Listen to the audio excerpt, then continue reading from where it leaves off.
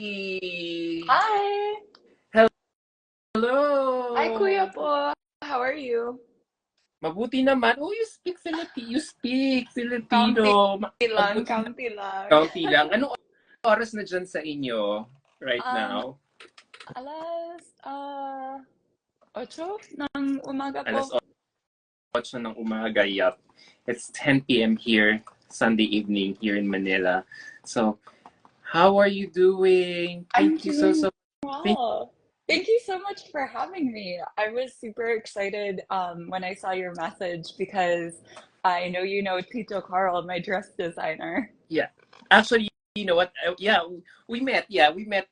We actually, he introduced me to you. Mhm. I remember last year on Yeah, video yeah. call. So I remember. So when you finally went, oh, okay, Mhm. I think that's a girl that I spoke to last time. So I'm so happy that you finally have a title. We were just talking about your preparation for Miss Earth, and now look at you, 3 months I after.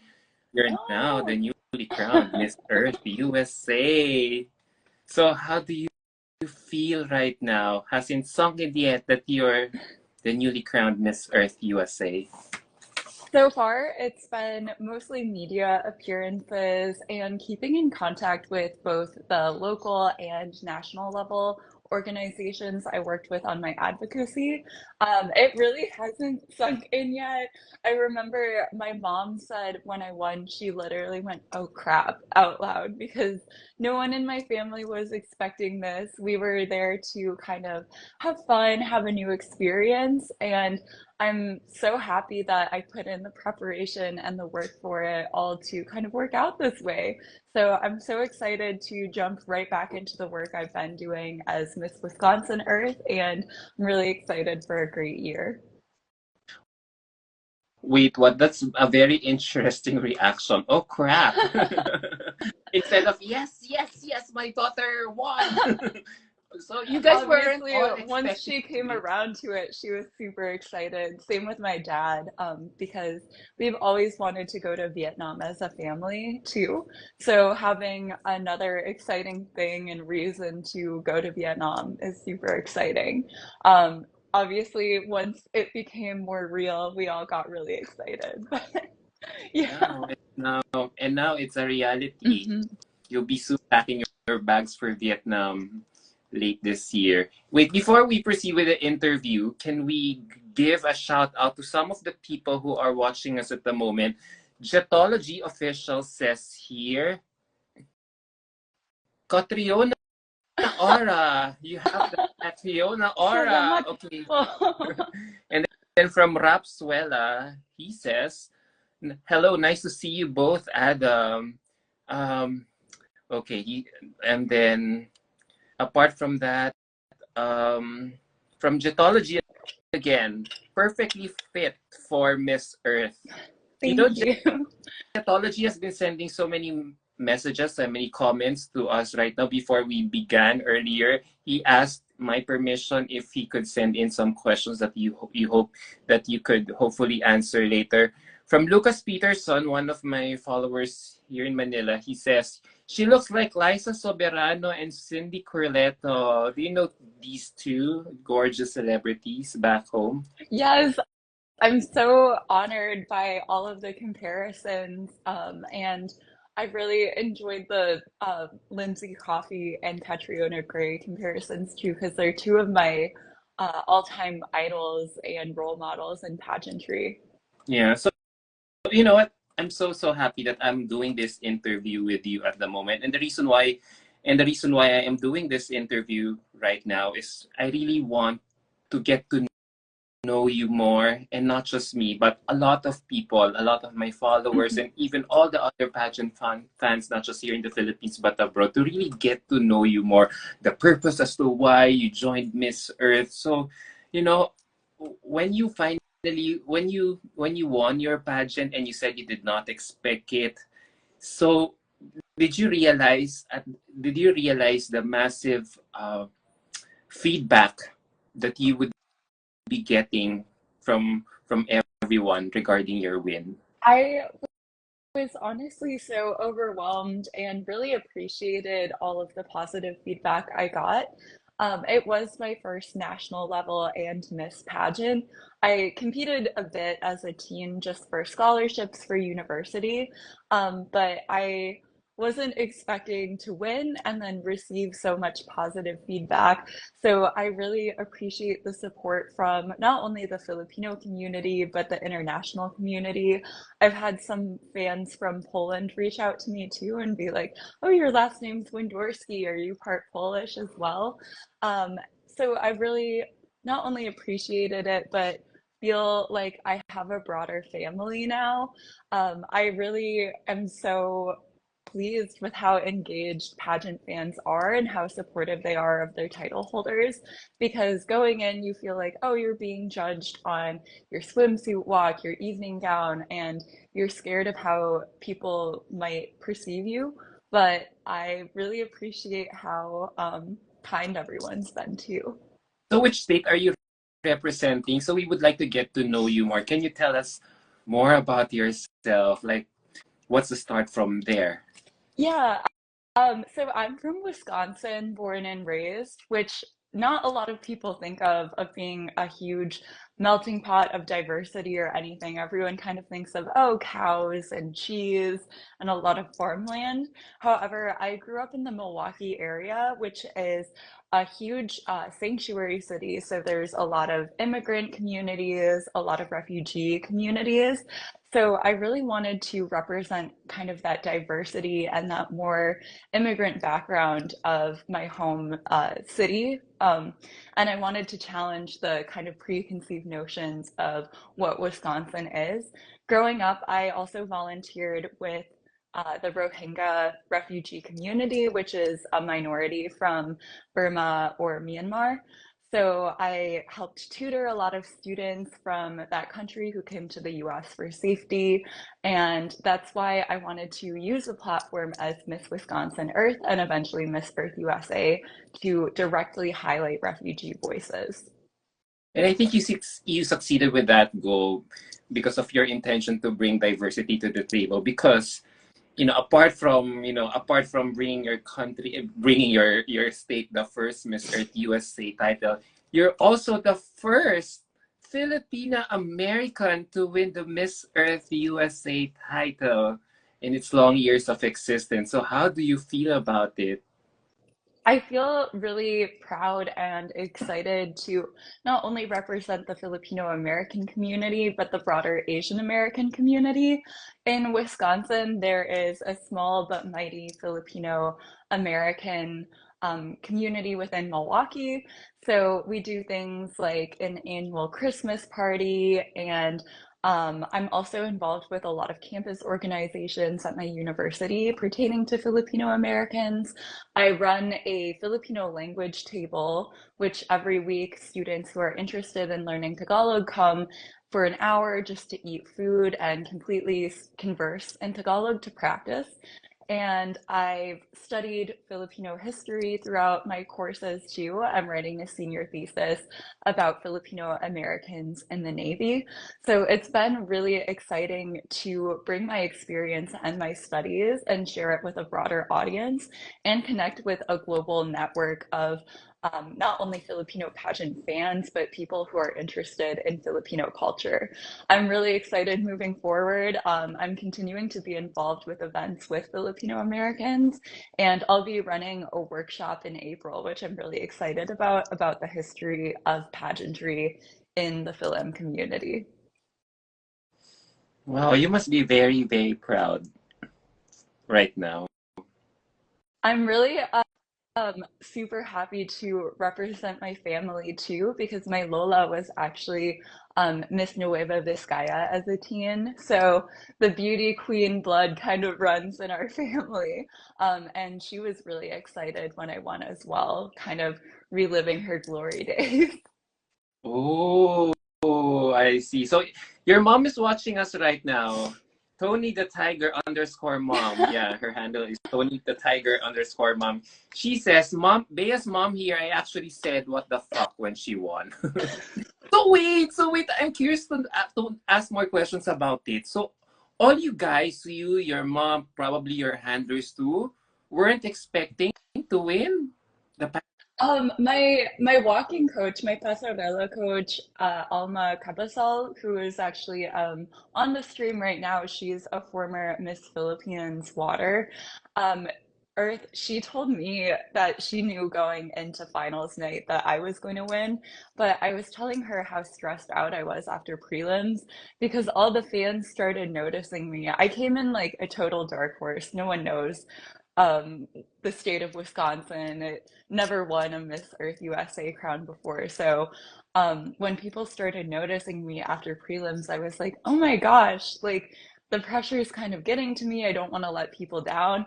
And I call her Ate Alma. She was like, it's okay. However you place, you put in so much hard work. It'll be great regardless of what the outcome is.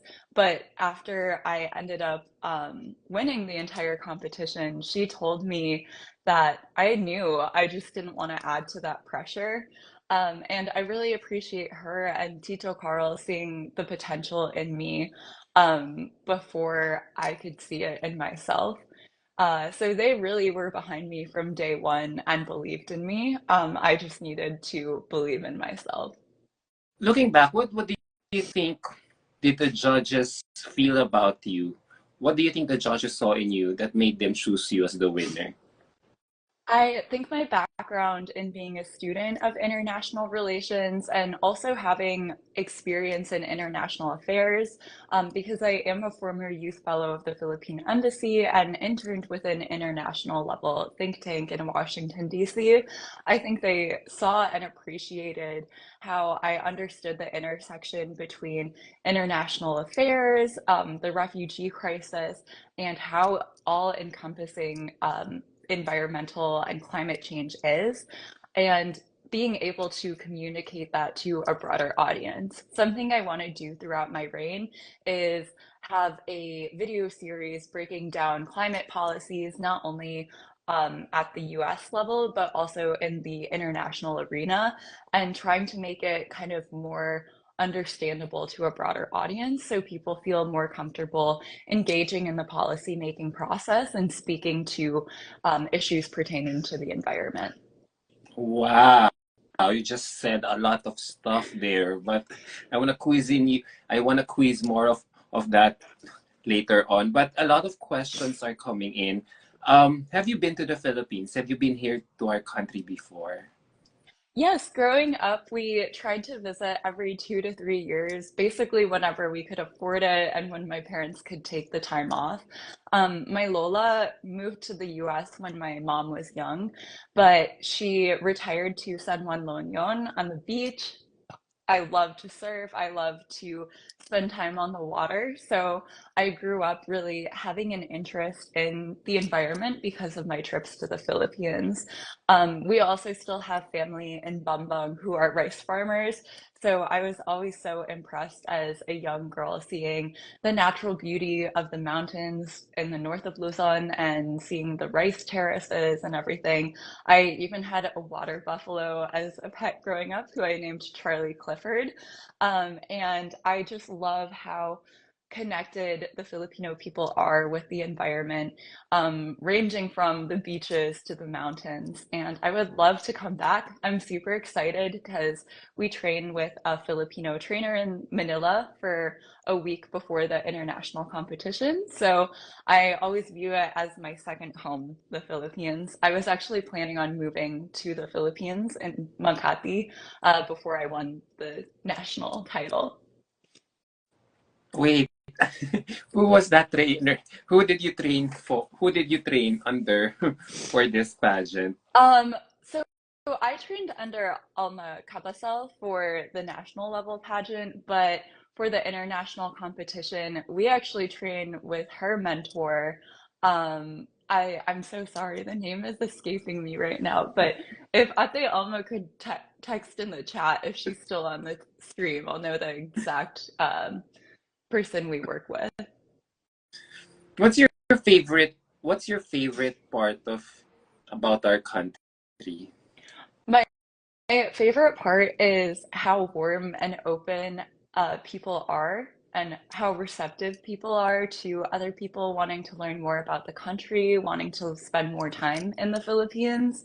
I have learned other foreign languages throughout university. Like I've learned French. I'm trying to learn Bahasa Indonesian right now.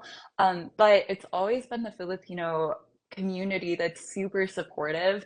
Sometimes when you say things wrong, like when people first asked me, "Oh, can you speak Tagalog?" At first, I was saying malait instead of county. But people are so excited that you're making an effort to learn more about the Philippines. Oh, and I'm working with Flores for the international competition. Just like your But predecessor. yeah, Yeah. but I just appreciate how warm and welcoming people are, how supportive they are. I've learned so much more Tagalog while trying to learn the language because of how happy people are to engage with you.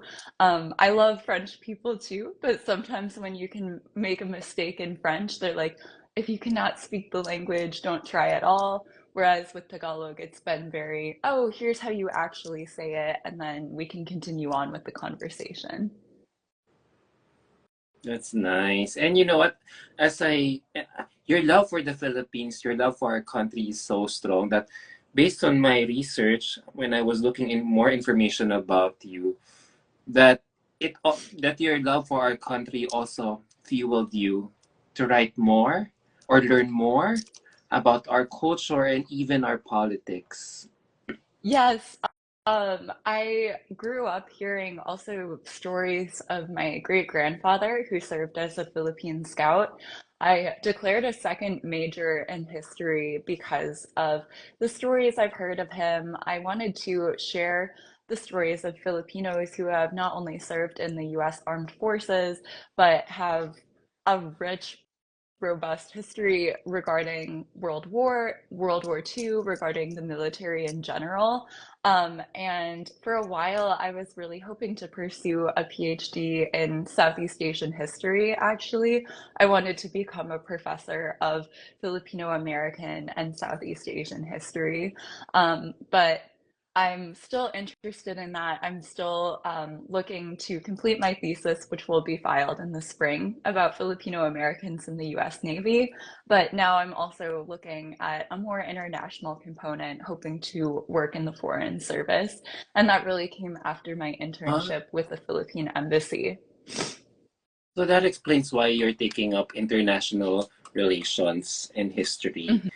So wait, there's so many before we proceed, there's so many comments coming in and they're really raving about your beauty.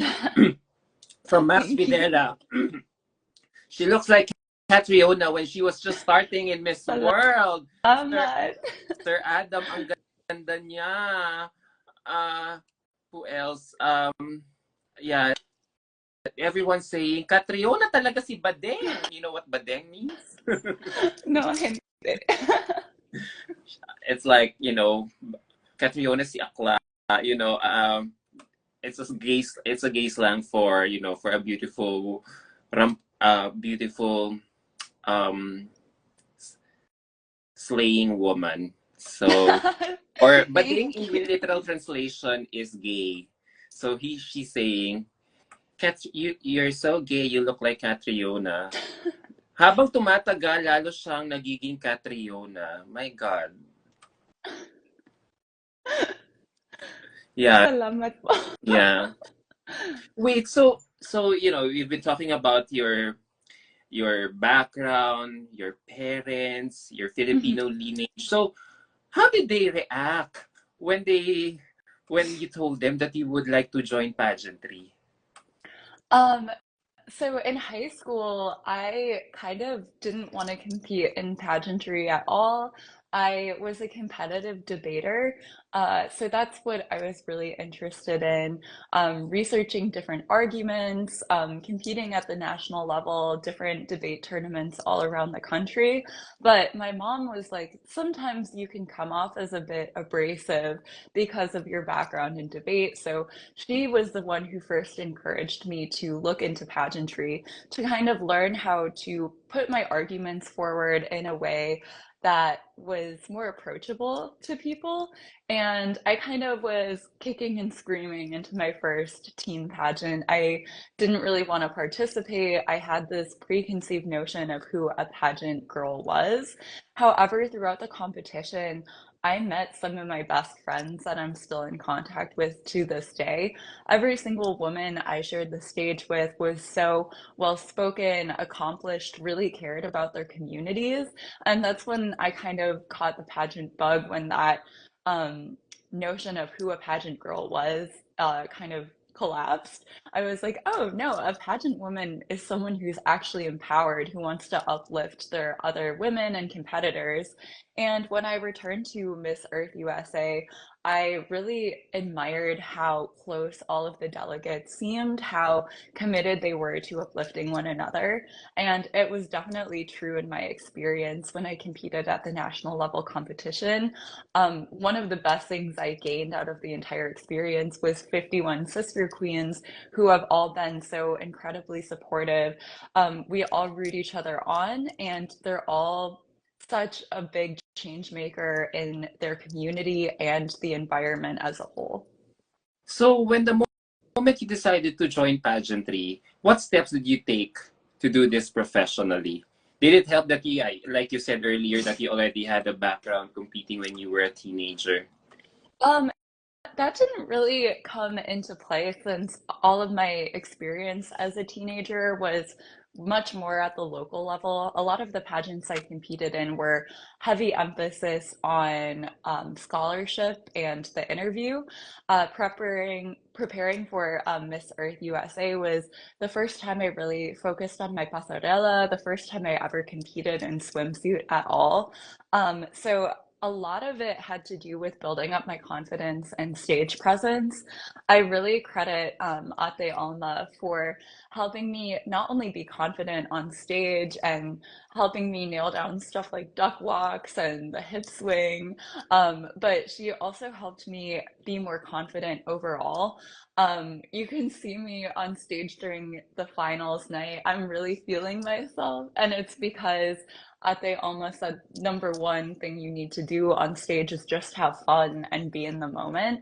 And that mindset shift has really served me, not only on stage, but going to things like interviews, just trying to have fun and be in the moment and enjoy the experience overall. Yeah, and you nailed it. So there's Thank a you. question here from Pageant Pro. I pinned it. Who was your stiff competition during Miss Earth USA? Honestly, every single delegate was so accomplished, so hardworking. And throughout the competition, I never viewed it as I'm competing with another girl, or I'm this state specifically is who I need to outperform on the runway. It was always a competition with myself, pushing myself to give the best performance possible, pushing myself to share my advocacy in a way that was compelling to the judges. And I still never thought of myself as competing with anyone, just competing with myself. I'm still in contact with all of my friends from the pageant. Everyone became so close with one another, and I'm still to this day rooting on for everyone to succeed in their state title and make a huge impact on their community. You know, when you answer, you're so queenly. Yeah. Thank you. Yeah. Salamat po. Yes, yes. It takes a skill. It takes a certain level to develop that skill. And as early as now, I'm really impressed. So I'm curious to ask, why Miss Earth USA out of all the pageants for your first pageant? Growing up, I watched a bit of Miss Earth, the international competition with my titas, since Carousel Production is a Filipino-owned company. And I really enjoyed how eloquent and how committed to their advocacies each Miss Earth Queen is. They really not only want to make an impact through, oh, I have this title for a year, like I can kind of raise the profile of myself. They view it as, oh, I have this platform for a year. I can raise the awareness of these issues I really care about. I also admire how consistently committed Miss Earth, the international organization, is to the environment. So many women have launched successful careers, not just in modeling, but in advocacy work, in raising awareness of environmental issues that people would never be aware of.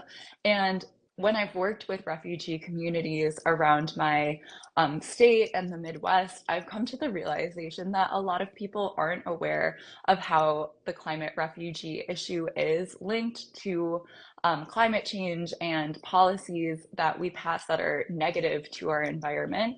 So I wanted to use this platform and like raise awareness of an issue that's kind of complicated. A lot of the time, people are kind of intimidated by how many moving parts there are. And I wanted to use the glitz and glamour of a pageant like Miss Earth USA to raise awareness and educate a broader public on how um, climate displacement plays into the broader environmental issues. Are you speaking? Why did you take up that specific advocacy for Miss Earth? Are you speaking from experience? Yeah, so I grew up interacting with the refugee communities that have been displaced by armed conflict and violence. So a lot of my exposure was more to like that kind of refugee. However, throughout my course load in university, I learned more and more about how many people are displaced by the impacts of climate change. This can be something like an island in the Pacific being swallowed up by rising sea levels. For example, the president of Tuvalu just gave a speech from under 3 feet of water to raise awareness of how Pacific islands are just slowly disappearing because of climate change. But what I didn't realize until I took my university course load is that there's no international legal protections or status for individuals displaced by climate change. And it seems like such an obvious thing to have a protection like, oh, you're completely losing your home. You should have a path towards asylum and safety, but there just isn't. And I was so surprised. I keep up with the news pretty consistently, and I was surprised that no one was covering this. So I learned more about what treaties are in place between different countries that can kind of help alleviate this issue. But what I really want to advocate for is in the United States, the creation of a climate refugee visa. It's often the United States and more developed Yes. countries that have a huge impact on the international order. So I think it's important that we recognize our role as a leader in the international global system to take that first step forward and encourage other countries to do the same. Why? Because upon research, when we talk about climate refugees, it's they are the people being displaced by natural phenomenon like disasters, earthquakes, Mhm. floods. And how why do and it's just sad that when they apply for you know when they apply for that kind of status, they're always through court jurisdictions and decisions, they would usually get turned down. Think I, which makes me feel like environment is not such a pressing concern for these judges or the courts to really determine that these people are actually suffering. Why Mhm. do you think is that so? Why do you think people think environment is a less hazardous reason or a less hazardous determinant of climate Yeah. refugee situation? So I actually worked a bit with a legal aid organization called the International Refugee Assistance Project, and they take on cases that try to expand current definitions of who a refugee is to include those displaced by climate change. And in all of their successful cases, the only cases that have passed through have had other determinants like, oh, this person can't farm their land anymore, their family is destitute, but the only reason why they were granted asylum in the US is because they're an indigenous person who is also persecuted by their government. And while it's amazing that there's been successes in kind of finding overlap between pre-existing definitions of a refugee and the climate, it is definitely true that immigration officials don't care if someone has just lost their land because of climate change. And what's really important is that we recognize pre-existing definitions of who a refugee is were created after World War II in response to what happened. And they were meant to protect ethnic minorities. Climate change really wasn't a consideration when the United Nations Universal Declaration of Human Rights was created. So it's important that we recognize the climate crisis is similarly a crisis we haven't seen historically. It's something that we need to really reform our international laws around. Just like World War II was unprecedented in its scale and the need to protect certain populations, the climate refugee crisis is unprecedented, and we need to reconsider the current laws we have in place. I know you're only one person, but you have this massive platform. So through your own way, how can you help these climate refugees suffering at the moment? There are millions, huh? According to a 2022 report by UNHCR Asia Pacific, there are 21 million refugees under this division. The two things that I really want to do for through my platform is first and foremost just raise awareness of the overall issue. Unfortunately, in the United States, a lot of people are unaware of the climate refugee crisis and unaware of how current international and domestic laws are not serving this huge population. It's projected that by 2050, there's going to be 143 million people displaced by climate change. And a second thing I really want to achieve is directly platforming the voices of individuals who have been displaced by climate change and of the refugee community in general. Unfortunately, in the US, another issue is that the refugee crisis is often dehumanized. We don't consider that 41% of migrants worldwide are children.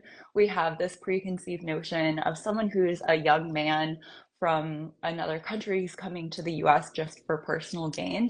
However, more often than not, no one leaves their country unless they absolutely have to. No one leaves their home.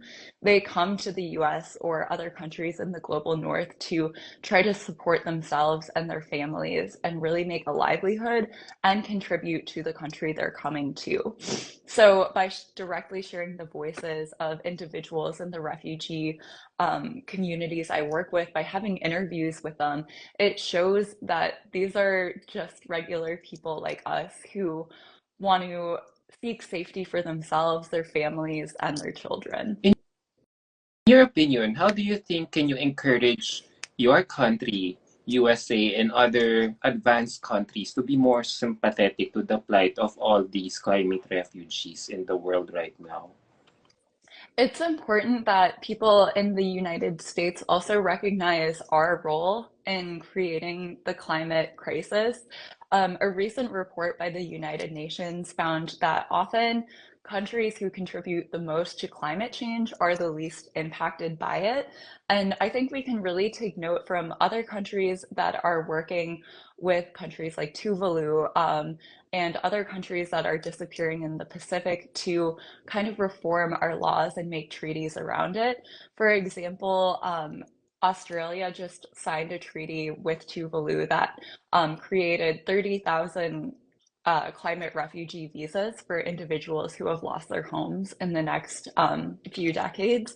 So I think we can really take a note as a world leader in the international order to look at the countries who have more positive relations with countries that are being impacted by climate change and kind of try to replicate those policies and encourage other countries to do the same.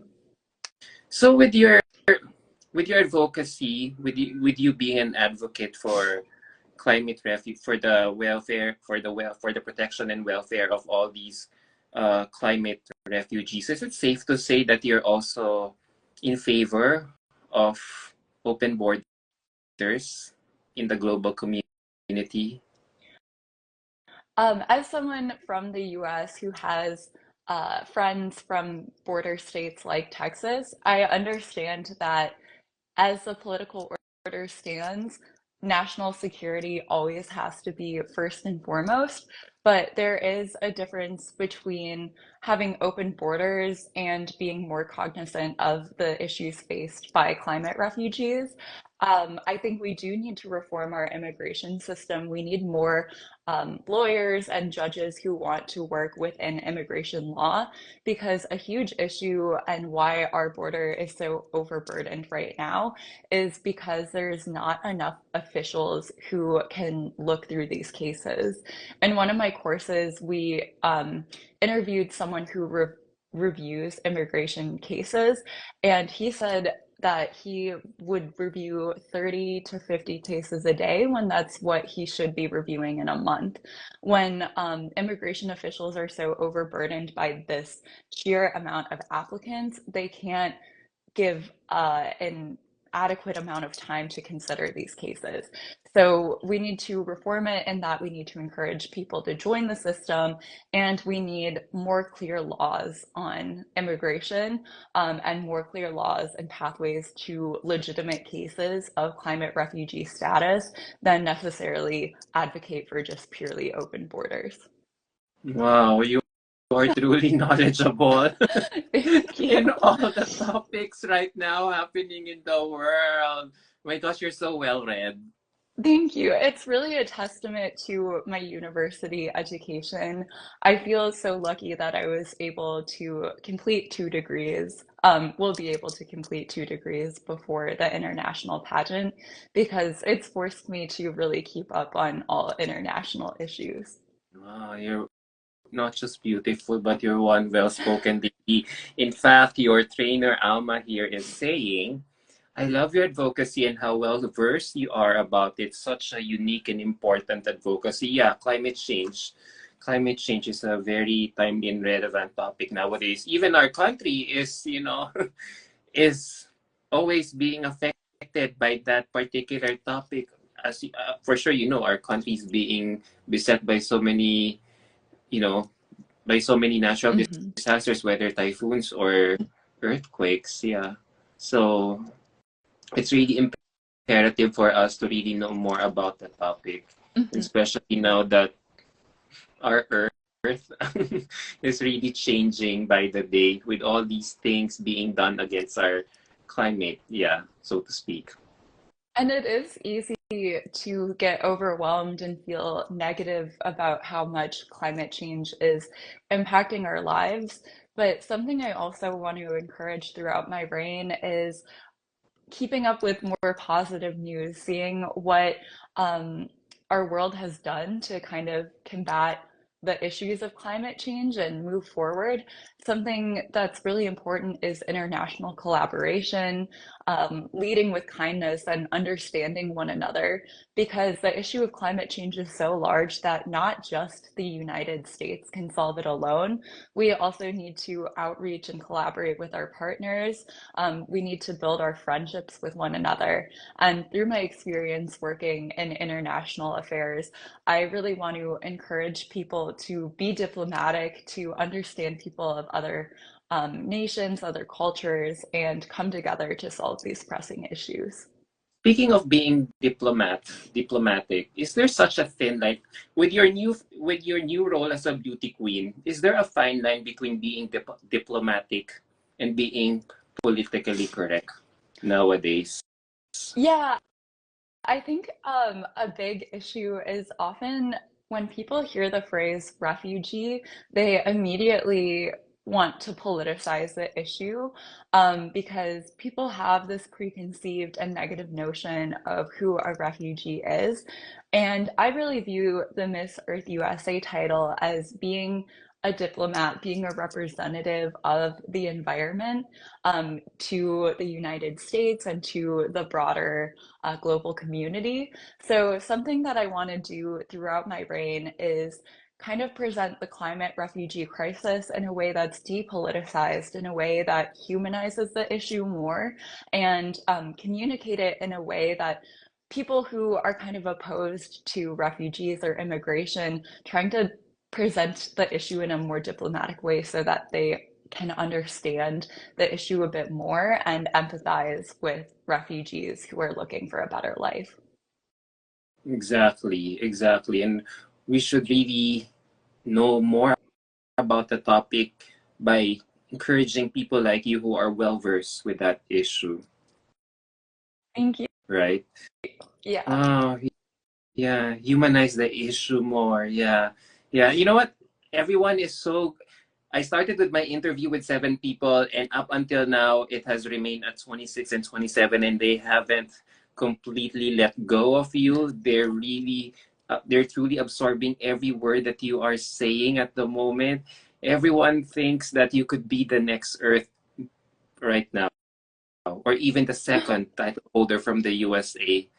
So, how do you feel I about all these positive comments coming in as early as now?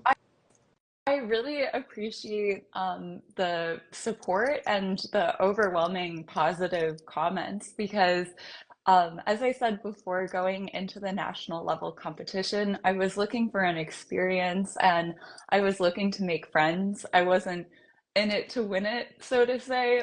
So, in preparing for the international competition, I have had a mindset shift in being like, oh, my advocacy is actually something that resonates with people. And I do have the capacity to do well at the international competition. So while I want to keep being competitive in my mind, I also really want to dedicate my brain and my year more so to the advocacy element and raising awareness of climate refugees. I also want to move into the international competition with that same more positive and not laid back, but bahala na attitude that I had at the national level competition. Um, Whatever my destiny has in store for me, I am so excited to rise to the occasion.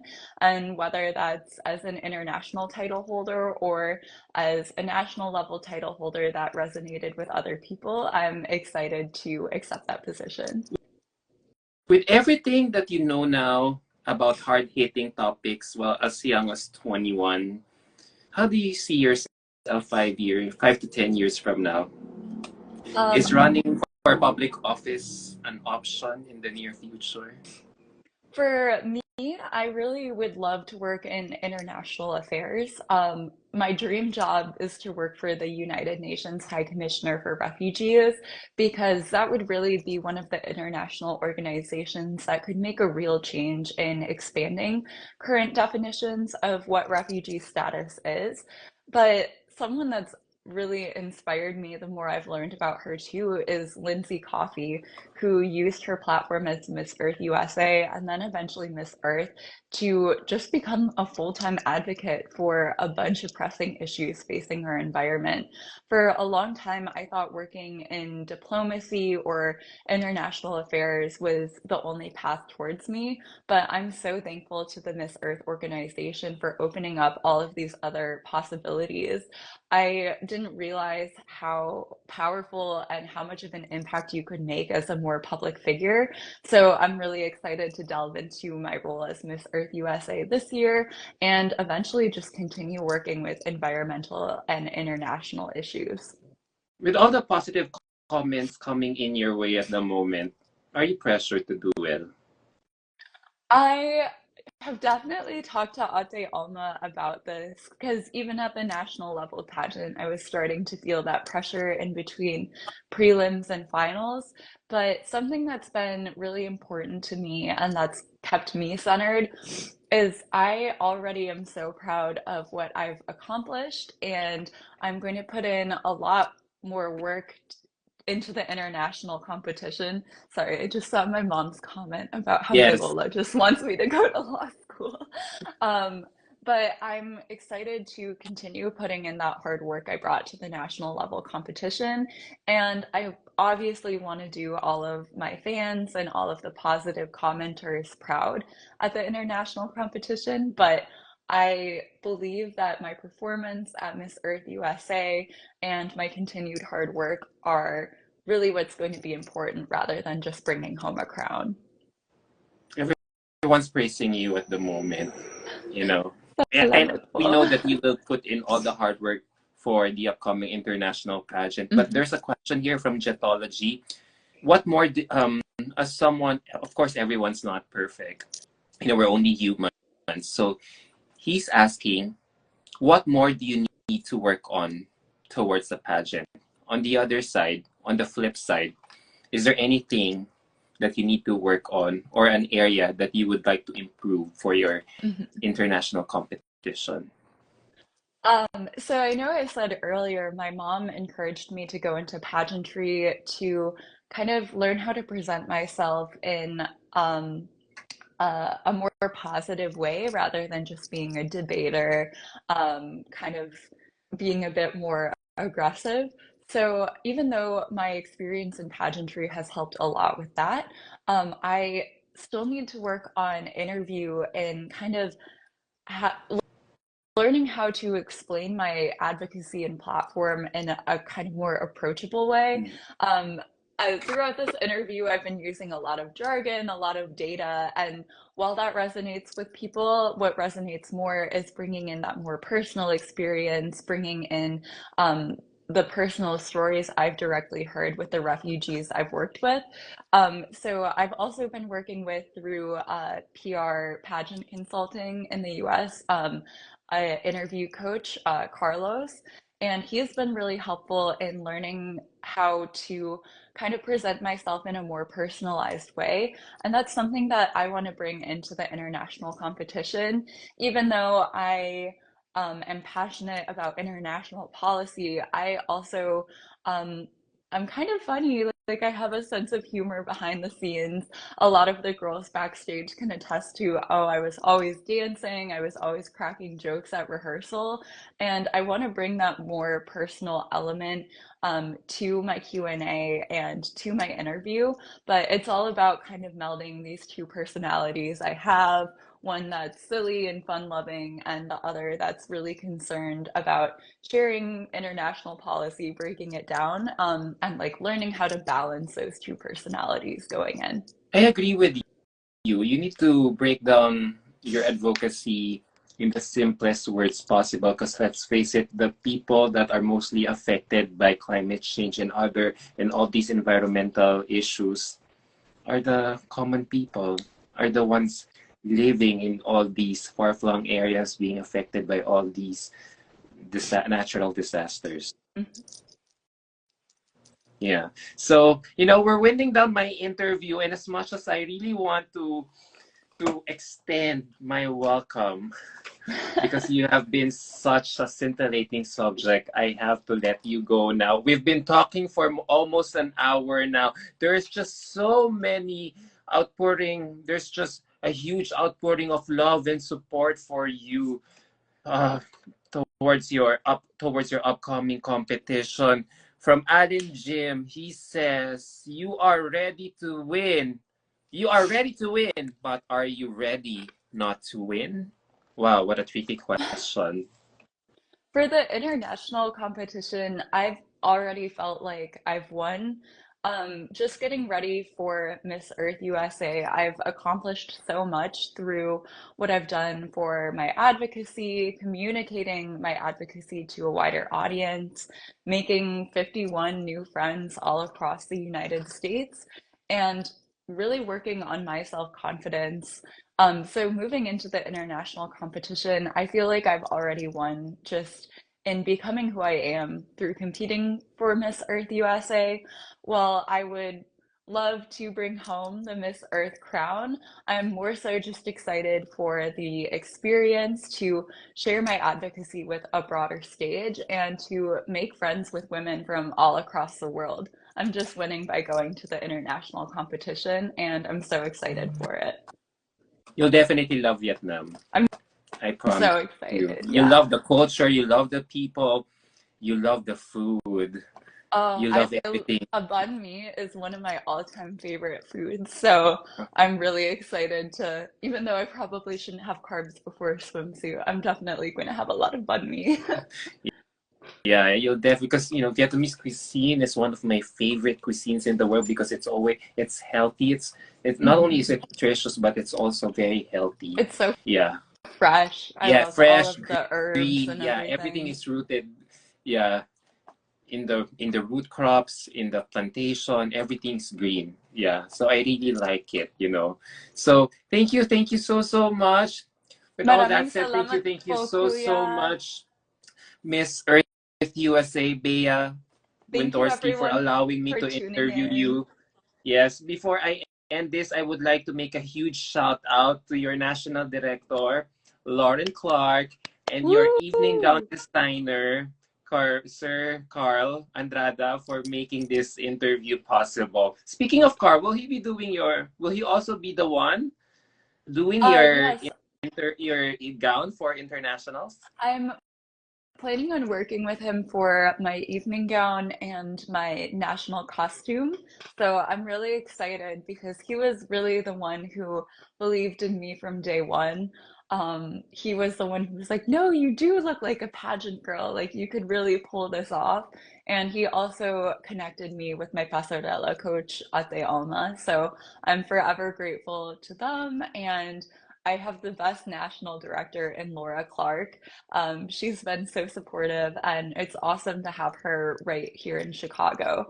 So I'm looking forward to more trips down to Chicago in the coming year. You know what? Now that I think of it, you really meant to win this title. Basing from everything that you just revealed in this interview. You said you weren't expecting to win, but there were some comments here which unfortunately I wasn't able uh to say earlier, or that you tripped during the swimsuit competition, and then your gown was also rented. So, and Mhm. then you got all these, you got the title, so you are really meant to win.